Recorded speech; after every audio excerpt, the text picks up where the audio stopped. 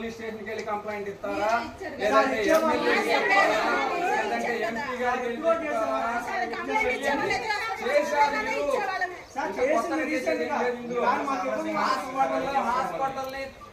Hospital పరుగు పోయేటట్టు మీరు ఛానల్కే ఇచ్చారు. నా వాయిస్ ని తీసుకెళ్ళి అంతకన్నా ఏం చేస్తారు మీరు?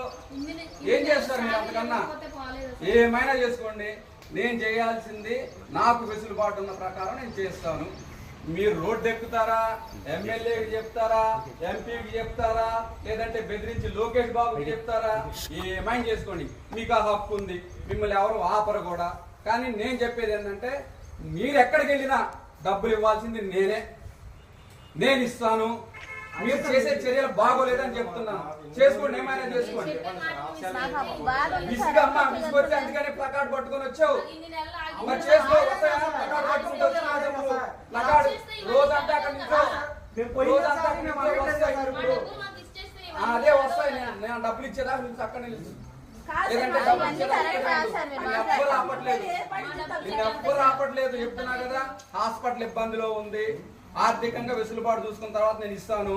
నీకు అప్పుడు దాకా ఇక్కడే ఉండు, నిన్నెవ్వరు ఆపరు. నువ్వు ఇక్కడే ఉండు, నిన్నెవ్వరు ఆపరు. నిజంగా నా ఈ హాస్పిటల్ ప్రాంగణంలోకి వచ్చి ధర్నా చేయడం అన్నది ఒక్క మాట నేను పోలీసులు చెప్పుకోవచ్చు. చెప్పట్లేదు, నేను వేరే వాళ్ళకి చెప్పాను. ఎందుకు చెప్పాను? నేను వ్యక్తిగతంగా మాట్లాడిన దాన్ని బహిర్గతం చేశారని చెప్పాను. దానికి చర్యలు సరే, ఎవరు చేశారన్నది బయట పోతుంది, అక్కడే పోతుంది. ఆ రోజు మీలో ఉన్న ఎవరో నేను మాట్లాడింది రికార్డు చేశారు. నేను మిమ్మల్ని గౌరవంగా అడిగి రికార్డు చేశారనేసి మేము చేయలేదు అన్నారు. చేయాల్సిన అవసరం ఏంటి? మీడియాకి ఇవ్వాల్సిన అవసరం ఏంటి? మీడియా డబ్బులు ఇస్తుందా?